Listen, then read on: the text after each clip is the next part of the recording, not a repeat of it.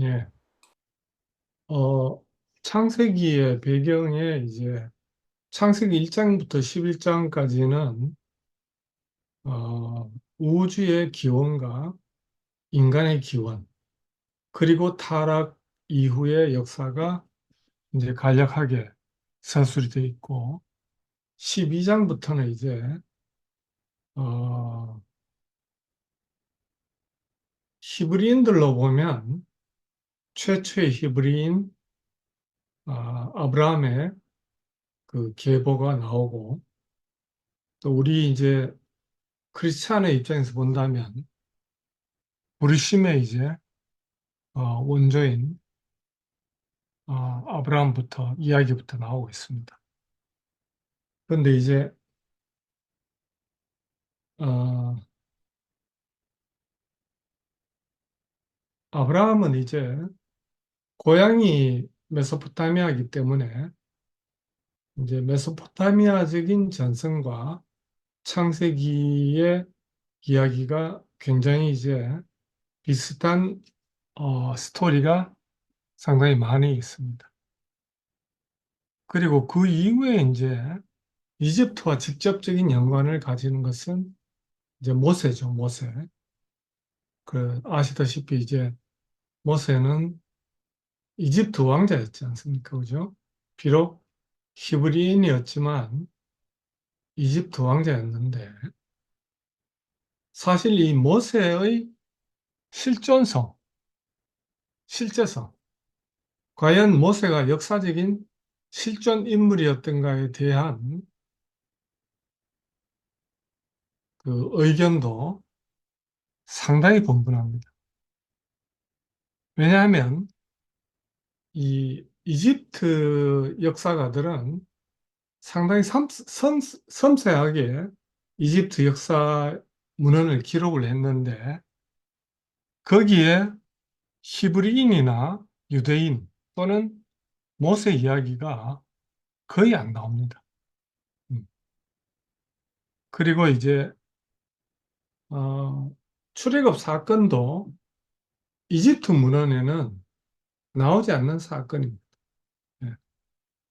그러니까 이제 이게 과연 이제 창세기 뭐 소위 말해서 바벨론 유수 때 히브리인들에게 전승되어 왔던 이야기를 바빌로니아에 있던 유대인들이 이 히브리인의 정체성을 어, 확보하기 위해서 어, 성경이라는 책을 편집해서 만든 것이지 아니면 실제로 역사적 사건이 미미하게나마 발생했는데 이것이 사실은 근동의 고대 역사에서는 큰 사건이 아니었다는 것은 분명합니다. 예. 그리고 이제 실제로 그 유적이 별로 안 남아 있습니다.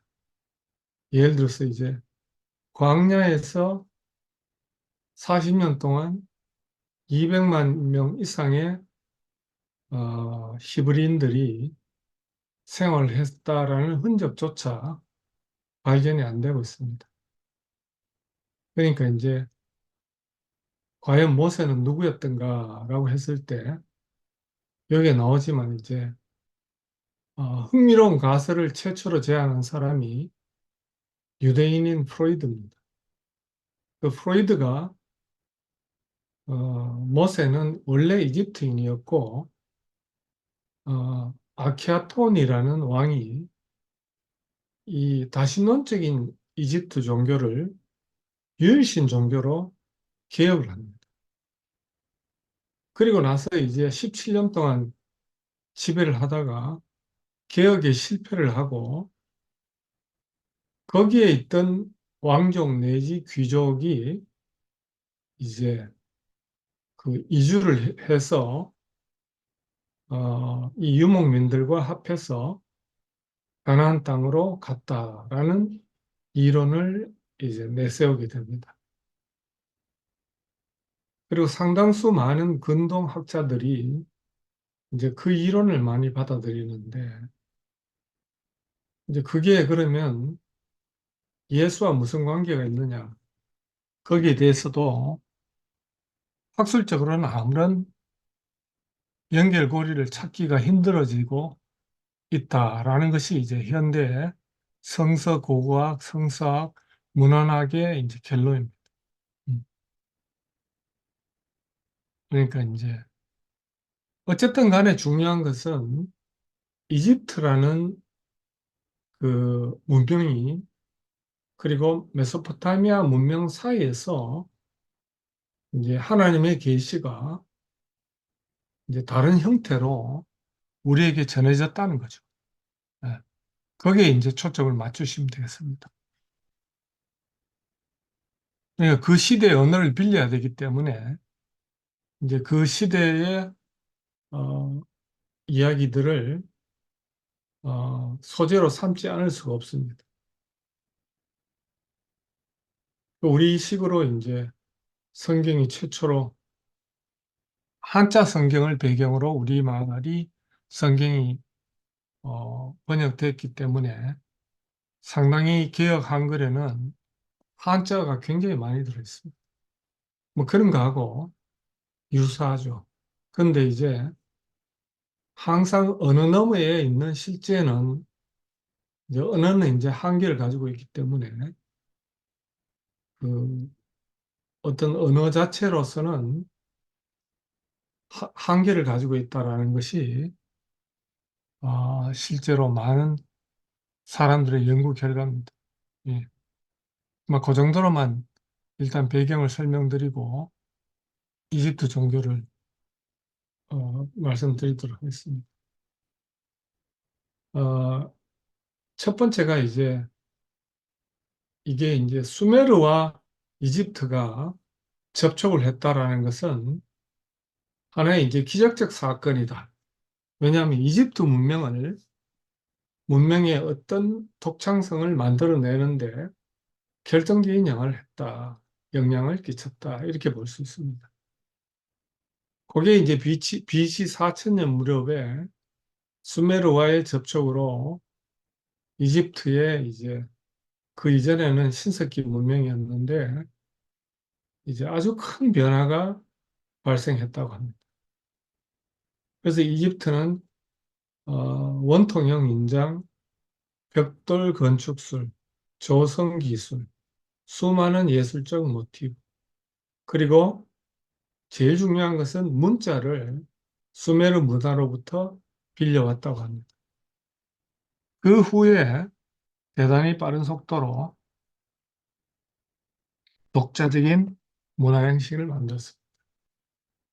우리나라 역사로 예를 든다면 한사군이 설치되면서 한국의 기본적인 한자 문화적인 틀이 형성이 되죠. 그렇죠? 어, 그러니까 이제 한나라가 되면서 한제국이 만들어지면서 한사군이 우리나라 지역에 설치된 것이 이제 중국 문명이 유입되는 결정적인 역할을 하는데 그거하고 비슷하다고 생각을 하시면 되겠습니다.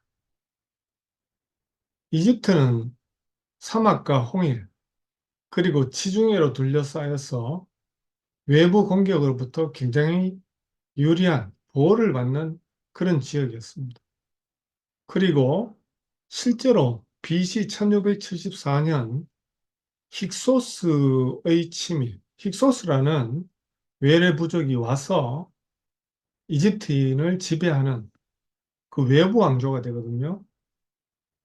그래서 이제 일부 기독교 신학자들은 보수주의 신학자들은 성경에 이제 그 요셉이 통치했다 이런 기록을 이제 힉소스 그러니까 유대인이나 히브리인이 힉소스인이었다라는 가설을 내세우는데 사실 전혀 근거가 없는 이야기입니다. 예. 그 이유는 뒤에 나옵니다. 이집트에는 메소포타미아의 유형의 대도시가 존재하지 않았고 대부분은 이제 농경사회였기 때문에 다수의 농민이 구성되어 있으며 신의 화신격인 파라오가 이제 그들을 지배했습니다.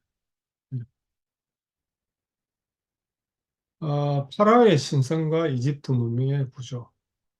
전승에 따르면 메네스라는 이름을 가진 최초의 통치자가 이집트를 통일하고 왕국을 건설하였다고 합니다. 그 우리로 따지면 이제 단군왕이죠. 단군 왕건 같은 그런 역할을. 그리고 그는 오늘날 카이로에 가까운 이 멤피스라는 곳에 새로운 수도를 건설하였습니다.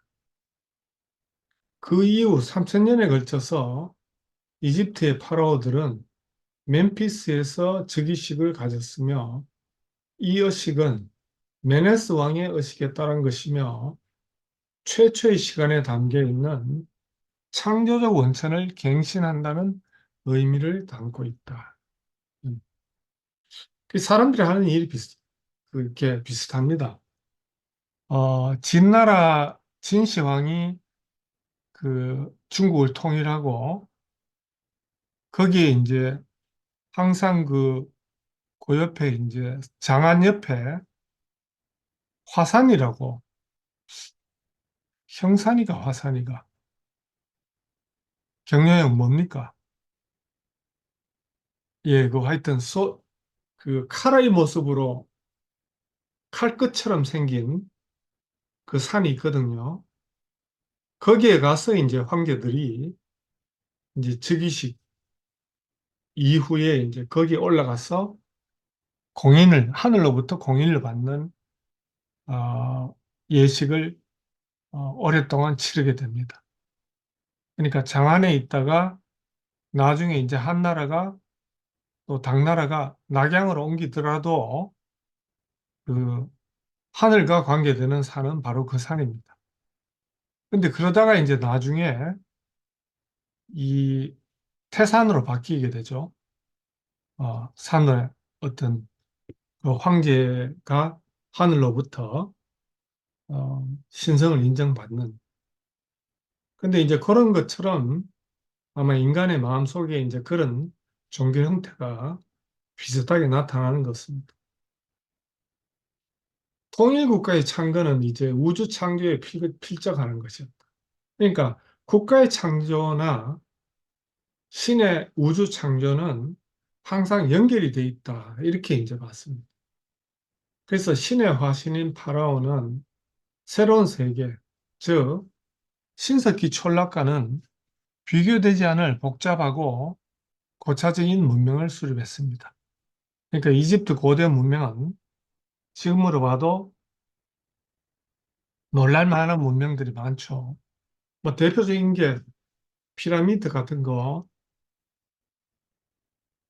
우리가 이제 보통 잘못 알기로는 피라미드가 그 히브리인 노예가 건설한 것으로 오해하고 있는데 히브리인 노예가 건설한 것은 국고성이죠.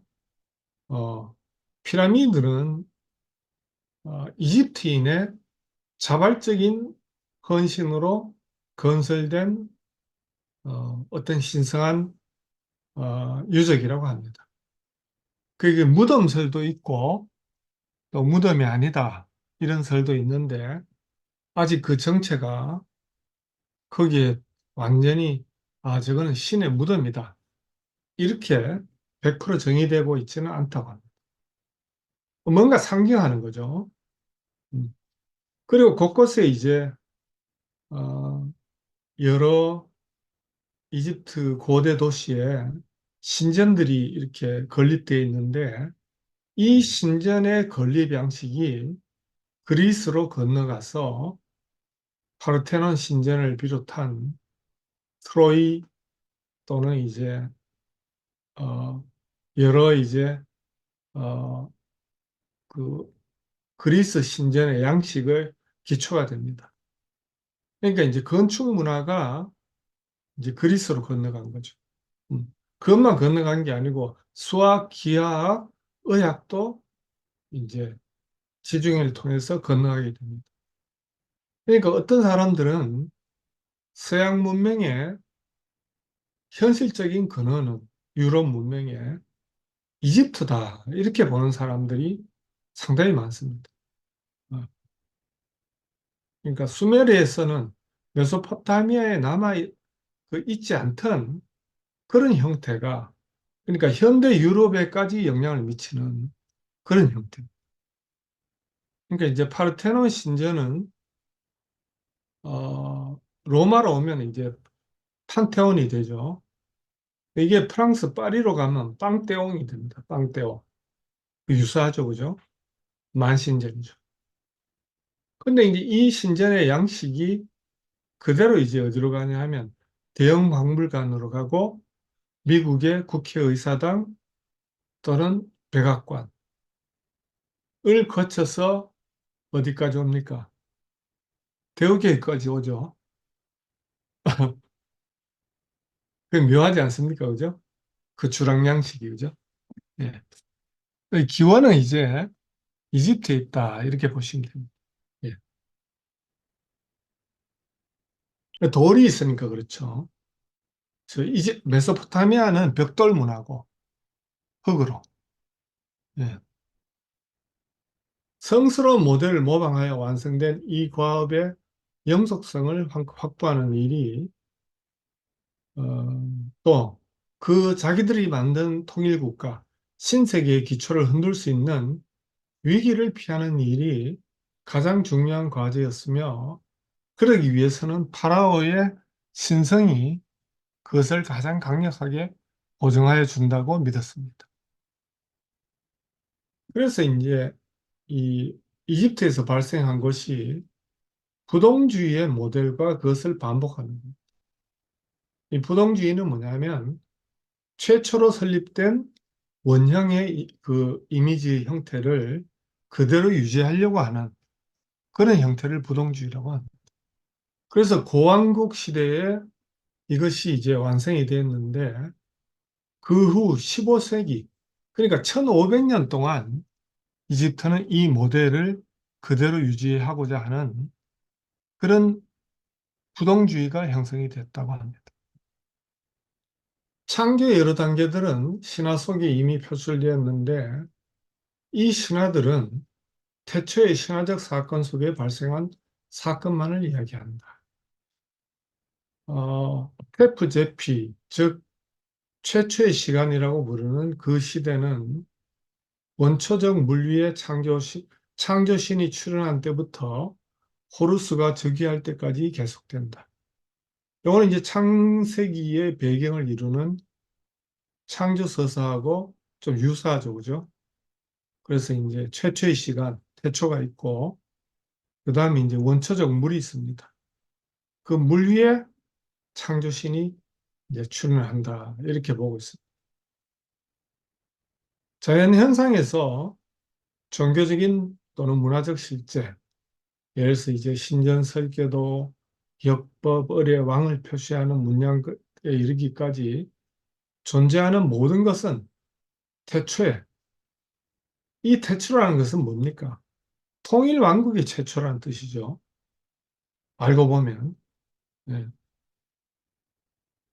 이 이유만으로 그 유효성과 정당성을 획득한다.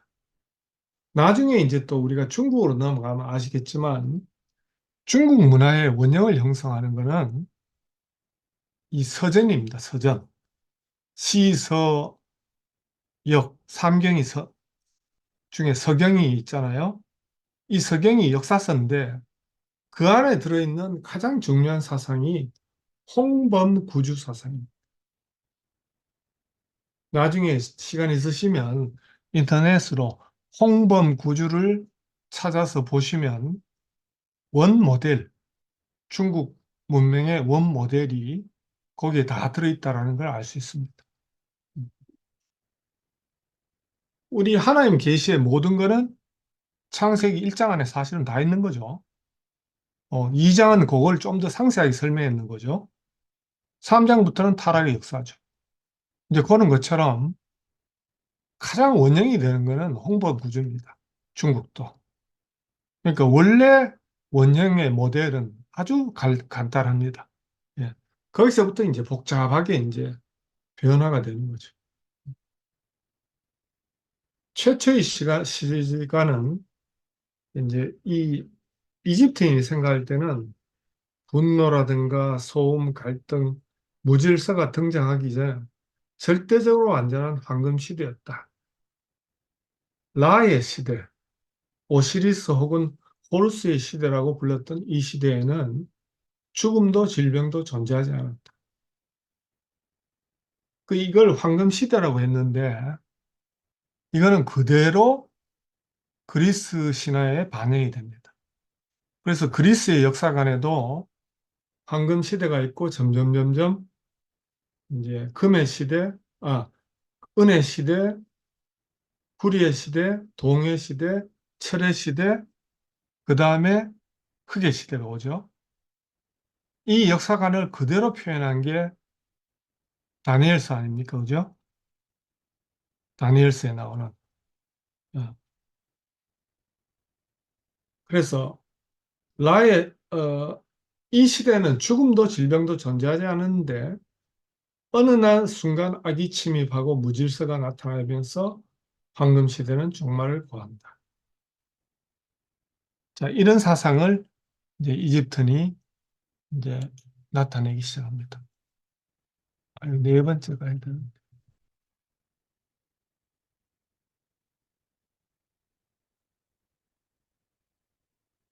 예.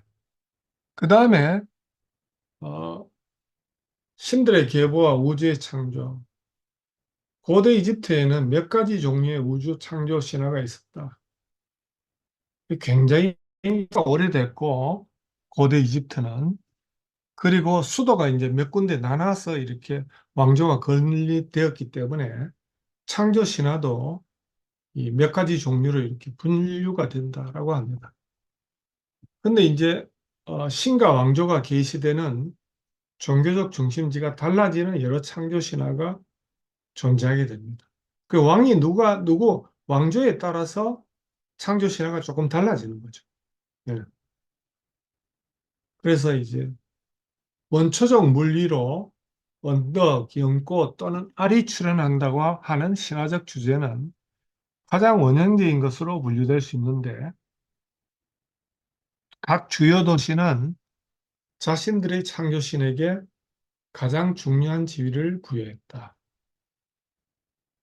우리가 이제 보통 수면 위에 하나님의 신이 운행하더라. 요거를 이제 어떤 해석으로 보면 이제 그 닭이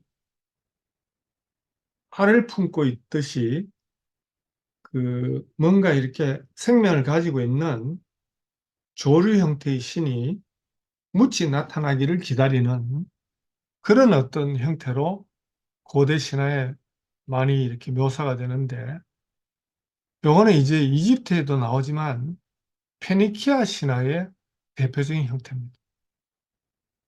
그래서 이제 어, 위트리스 리 같은 사람들은 그렇게 해석을 합니다. 어, 하나님의 신이 수면 위를 운행하더라라는 것을 그런 식으로 이제 페니키아식으로 해석을 하는데 그게 타당성이 있는지는 모르겠습니다. 왕조가 교체되면 수도가 변하는 경우가 많았기 때문에 새로운 수도의 신학자들은 그 지역의 중요한 지역 신을 우주의 창조자로 삼으면서 과거의 창조 신화를 통합하곤 하였다. 왕조가 바뀌면서도 창조 신화가 이제 자꾸 조금씩 변형된다 이 뜻이. 그리고 신학자들은 서로 이질적인 종교 체계를 통합하기 위해서 명백하게 적대적 관계에 있던 신들을 서로 연결시키는 대담한 시도를 하기도 했습니다. 이거는 이제 고대 제국이라는 큰 문명, 그러니까 보편 문명이 나타났을 때 대부분 이거는 하나의 종교적 플랫폼을 해야 됩니다. 그러니까 메소포타미아도 그렇고 그리스, 로마, 마케도니아 제국, 로마 제국 다 똑같습니다. 미국도 그렇죠, 그죠? 중국도 그렇고. 그러니까 처음에는 뭐냐면 다원주의적 색채를 용합하기 위해서 뛰게 됩니다. 어, 로마 가톨릭은 실제로 유일신교로 이야기하지만 그 안에 수많은 근동의 그 지방 종교를 다 포함합니다. 그래서 거기에 수호 성인, 그 다음에 상징물, 뭐 대표적인 게 이제 크리스마스죠, 그죠? 전혀 성경적인 근거가 없는 크리스마스 축제를 축제의 한가운데 삼게 됩니다. 일종의 혼합주의죠, 그죠? 혼합주의입니다. 다.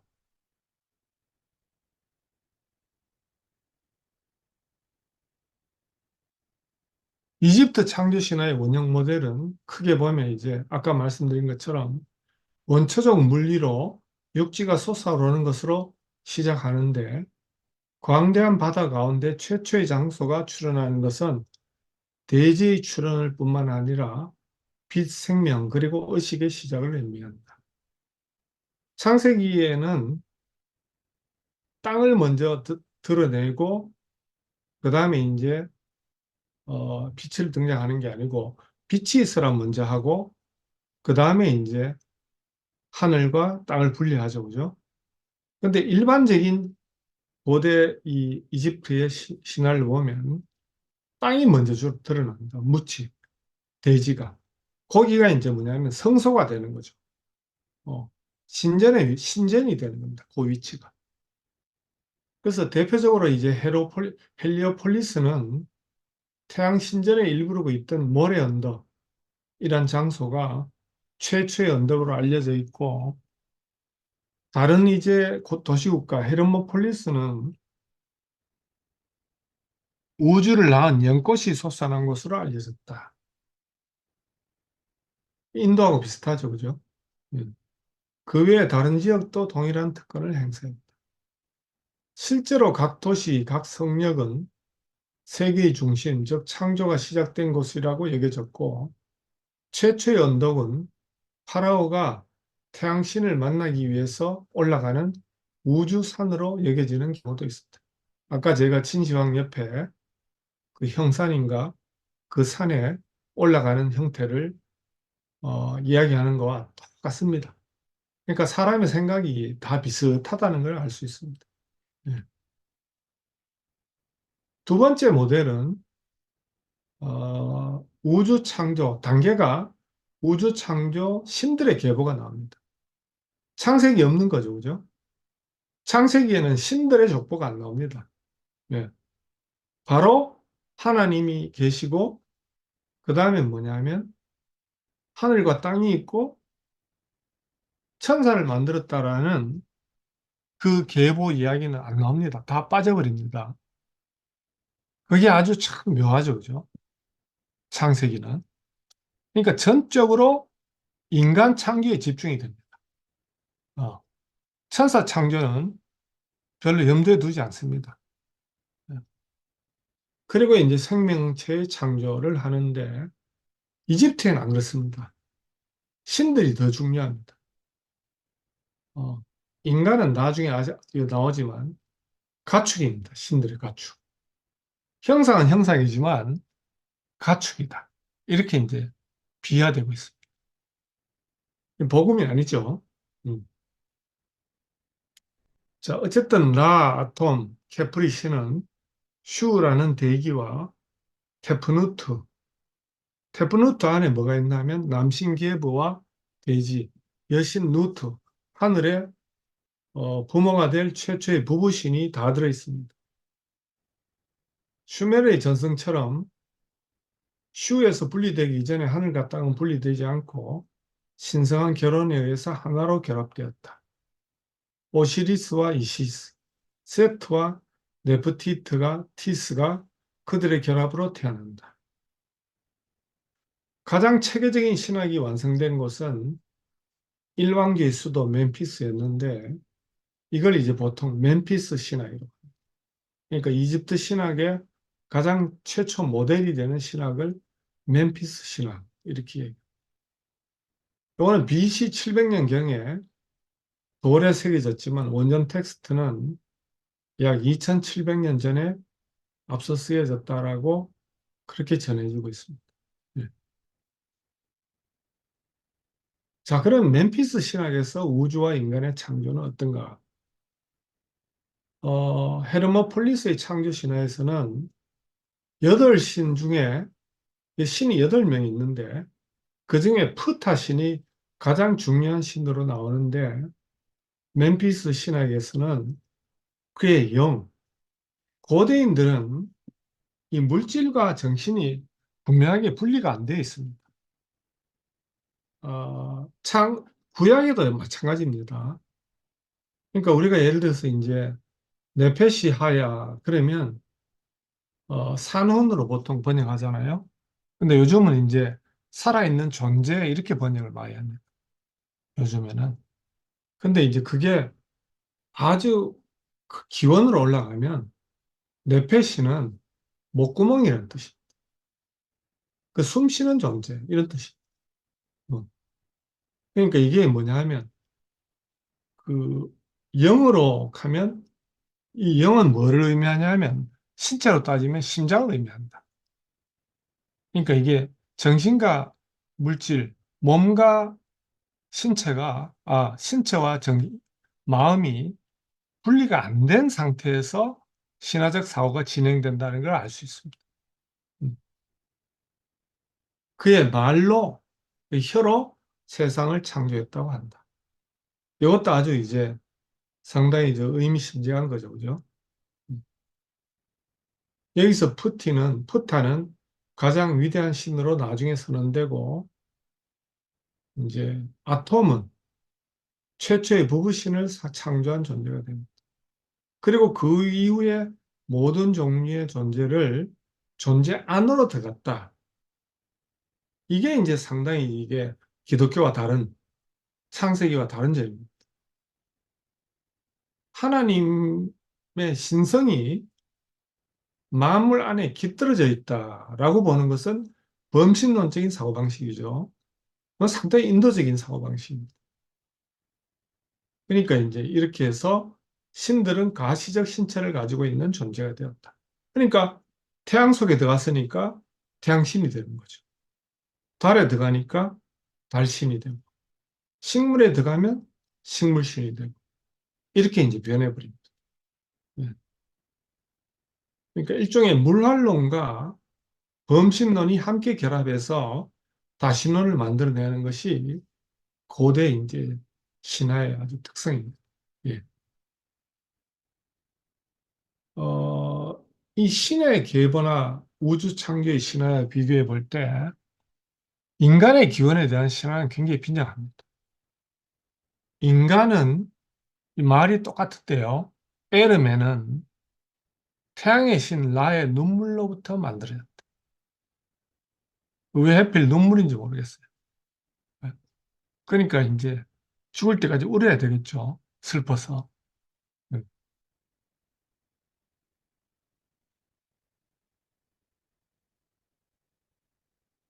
향수 중에 유명한 게 에르메스 향수라 하는데 이어서 기원을 했지 않는가 이래 생각하기도 합니다. 이 용어가. 예. 여기 이제 그 다음에 나오죠. 신의 가축인 인간에게 모든 것이 충분히 갇혀 있다. 이 가축으로 묘사합니다. 태양신은 인간을 위해서 하늘과 땅을 만들었고 또 인간의 코에 생기를 불어넣기 위해서 공기를 만들었다. 인간은 신의 형상을 가지고 있고 동시에 그의 살로 만들어져 있기 때문이다. 태양신은 하늘에서 빛나며 인간을 위해 식물과 동물, 물고기와 새를 만들었다. 서사 구조는 비슷하지만 강조점은 전혀 다르죠, 그죠? 하나님의 배필이 아니고 쉽게 하면 하나님 노예입니다. 가축입니다, 가축. 예. 노동력을 대신하기 위해서. 그러니까 이게 왕이 신이라고 생각한다면 백성들은 뭡니까? 가축이죠. 왜? 생산력을 담당해야 되지 않습니까? 그 신화에서 그렇게 묘사될 수밖에 없는 거죠. 왕권을 유지하려면. 누가 봐도 딱 잔머리인 게 나오죠, 그죠? 현대인들이 볼 때는. 음. 자, 그러면 이제 육한 신들이 책임을 져야 됩니다. 그래서 사회 질서는 우주의 질서의 한면을 나타내기 위해서 왕권은 세계가 시작할 때 전부터 존재했다고 생각해요. 조물주는 최초의 왕이고 그는 이 역할을 그의 아들이자 계승자인 최초의 파라오에게 물려주었다. 근데 이 관념이 계속 타락한 아담 안에 다 들어 있습니다.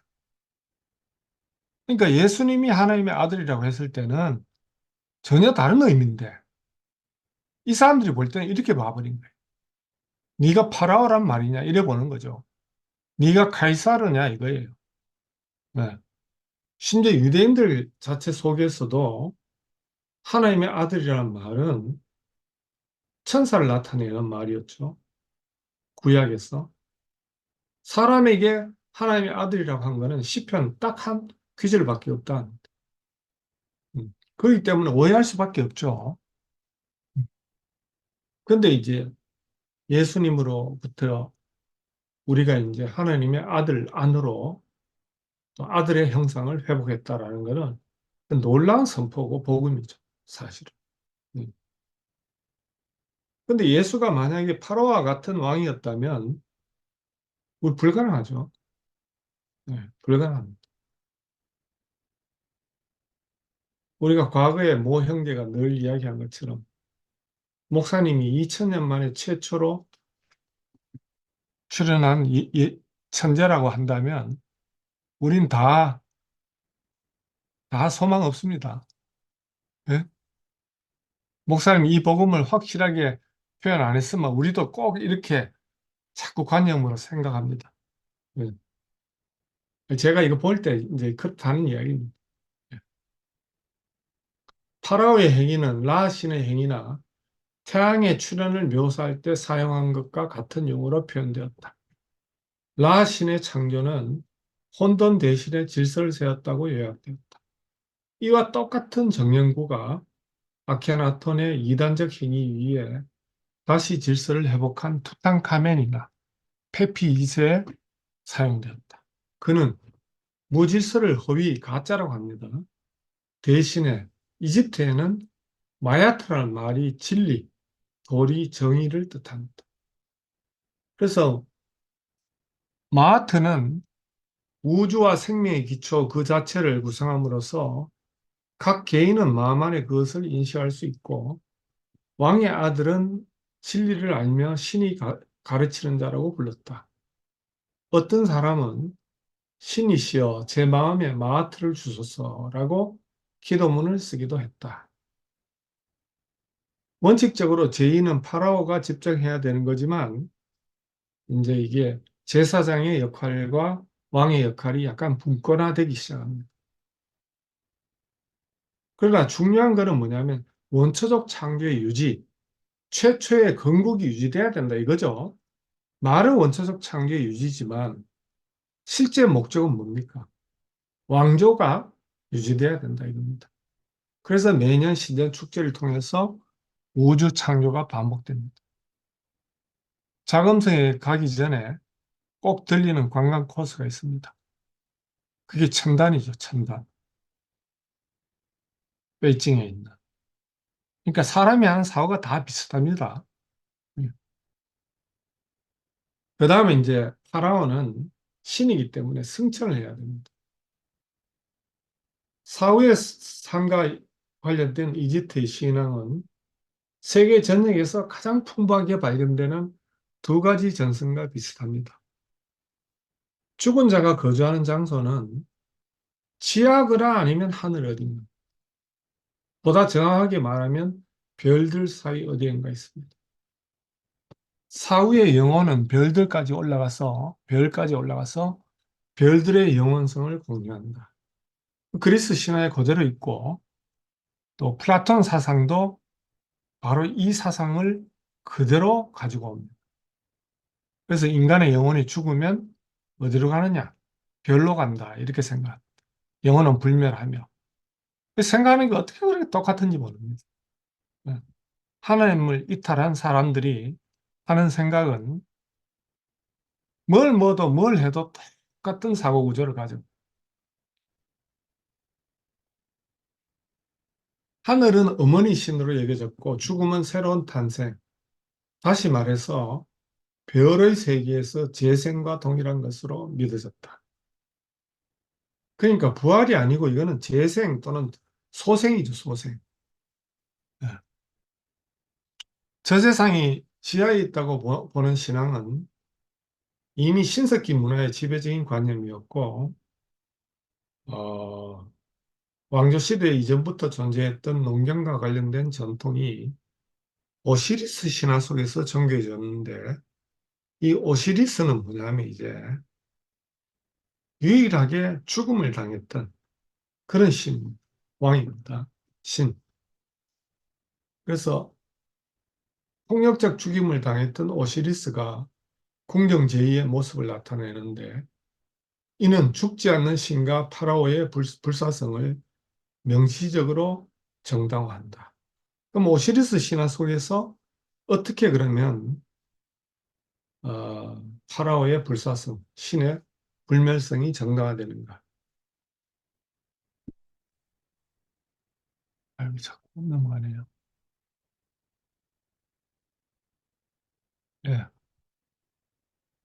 오시리스 신화의 전승은 이제 어, 플루타크코스가 AD 2세기에 저술한 작은 논문의 어, 논설에 있습니다.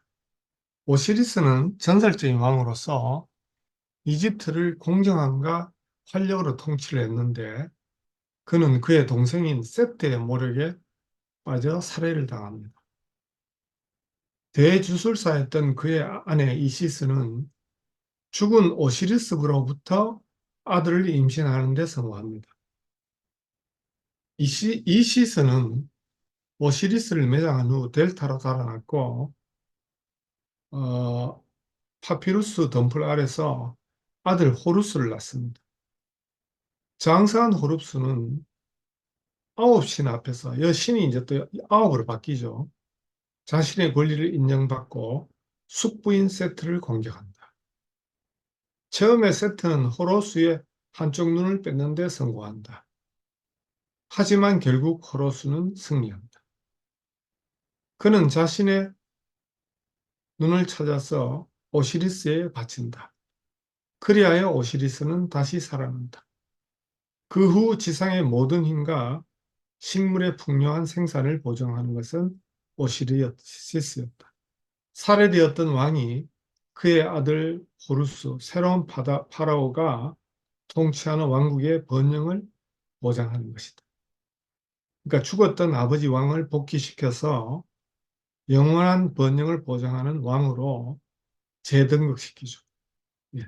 그런 신화가 이제 이집트에서 아주 중요한 오시리스 신화예요.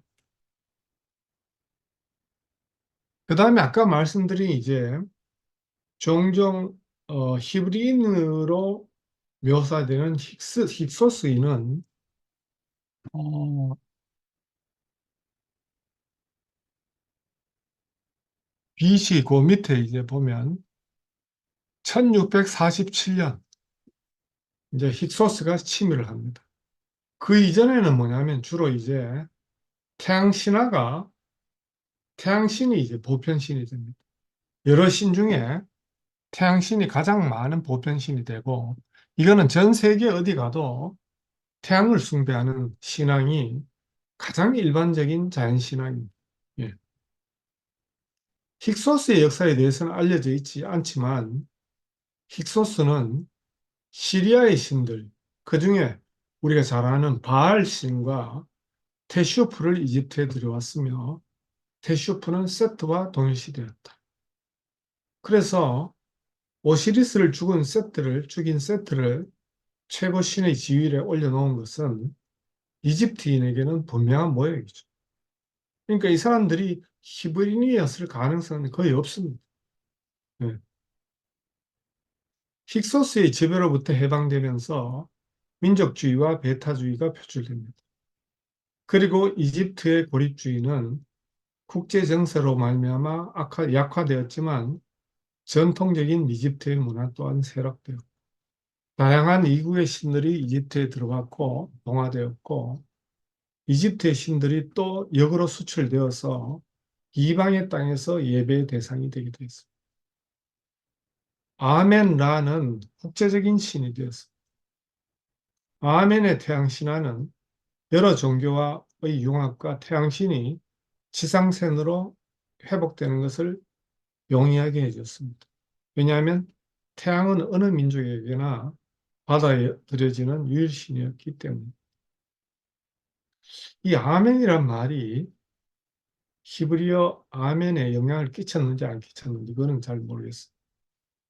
누군 끼쳤다 하고 어떤 사람 영향이 없다 이렇게 이야기하는데 같은 셈족이었기 때문에 뭐 영향이 안 있었겠느냐 이렇게 생각을 하고 있습니다. 그 다음에 이제 아주 특이한 사람이 나오는데요. 아켄이톤이라는 어, 이 아멘호테프 4세가 BC 이제 1375년에 즉위를 합니다. 그래서 아르마나라는 개혁을 하는데 이거는 뭐냐면 여러 이제 다신론을 유일신교로 바뀌게 됩니다.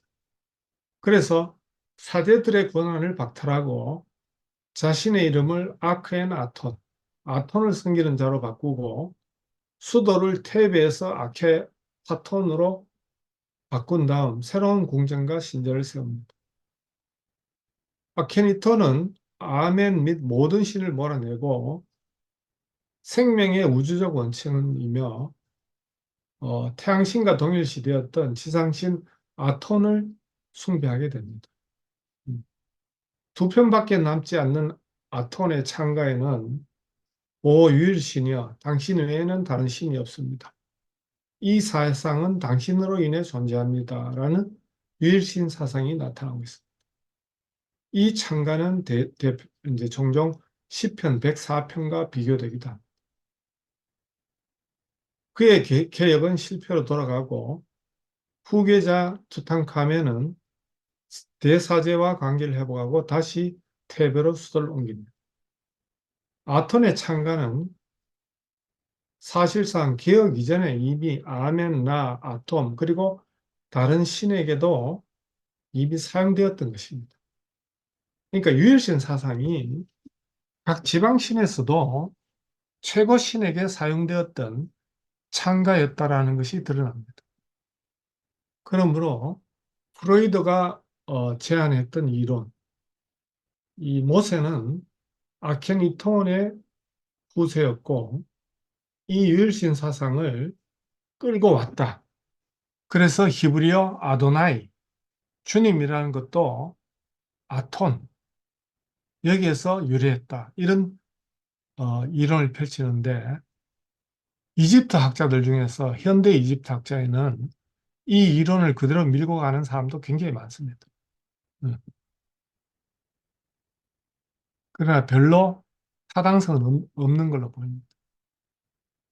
자, 마지막으로 이제 최후의 통합, 라와 오시리스가 다시 결합됩니다. 신왕국의 신학자들은 대립하는, 반목하는 신들의 상보성을 강조합니다. 오시리스에게는 라의 영혼이 스며들어 있고 이 두 신의 일체화는 죽은 파라오의 위격에서 완성된다. 파라오는 오시리스가 되는 과정을 밟은 후 젊은 라 신으로 환생한다. 이런 사이클을 가지게 됩니다. 라가 지하세계로 내려가는 것은 죽음과 부활을 상징한다. 무수한 신화적 은유를 통해서 라 신의 양면성, 즉 태양적인 동시에 오시리스적인 양면성이 강조된다. 저 세상으로 내려감으로써 왕은 오시리스와 라라는 두 신의 이름을 가진 자가 됩니다. 여기에 이제 한 위격만 보태마 삼일체가 되겠죠.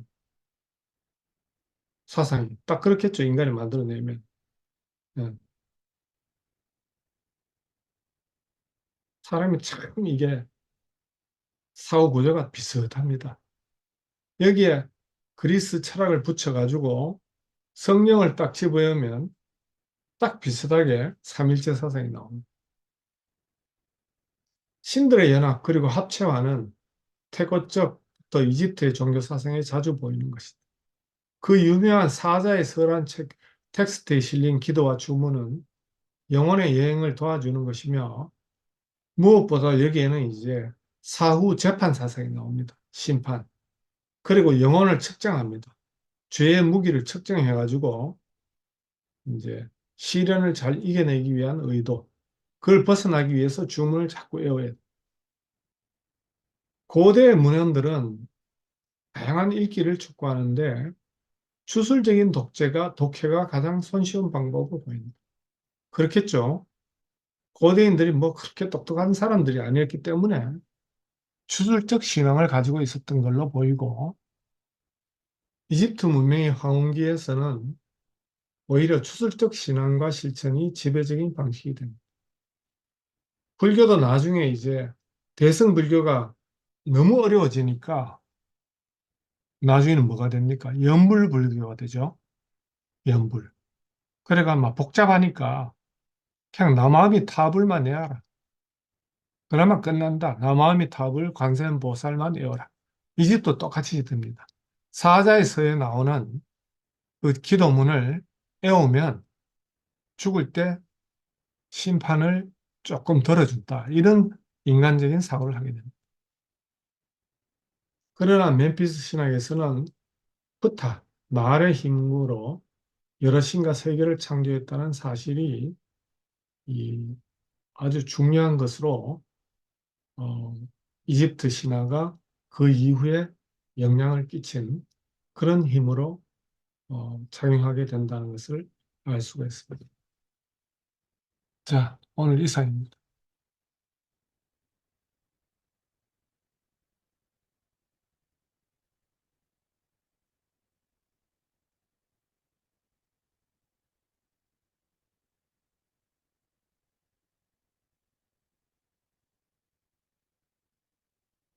이래 이제 이집트하고 메소포타미아 두 개를 보니까 나중에 보시게 될 중국이나 인도도 비슷한 구조로 가는 걸 알 수 있습니다. 그러니까 인간이 만든 종교적인 사상이 뭐 거기서 거기죠. 예. 그러니까 그 머리에서 나온 게 그겁니다. 위치 이탈한 아담의 머리에서 아무리 천재가 나와도 이 이상의 사고를 만들어낼 수가 없죠. 예. 그러니까 현대 신학이 이집트의 멤피스 신학을 더 뛰어넘을 수가 없습니다. 사실상. 현대 철학이 플라톤 철학을 못 뛰어넘습니다. 최소한 인문학은 그렇습니다. 과학은 고대 과학을 현대 과학이 뛰어넘죠. 근데 철학이나 종교나 예술은 고대 예술을 더 못 뛰어넘습니다. 아무리 피카소가 뛰어나게 예술을 미를 만들어냈다 하더라도 그 고대인들이 만든 그 예술에 비하면 상징성이나 강력한 힘이 따라오지 않습니다. 못 따라옵니다. 그러니까 이제 서로 옛날 고대 그 유럽의 프랑스, 영국 같은 데서 이집트의 그 약탈. 그러니까 대형 박물관하고 루브르 가면 대형 박물관의 지하에는 뭐가 있습니까? 1층에는. 지하 1층에. 전부 다 메소포타미아에서 약탈해 오고 이집트에서 약탈해 온 그걸로 가득 차 있습니다. 그 최고의 보물이죠, 그게. 그 다음에 이제 한편에 가면 모나리자가 있고 이렇죠. 그리스 문명이.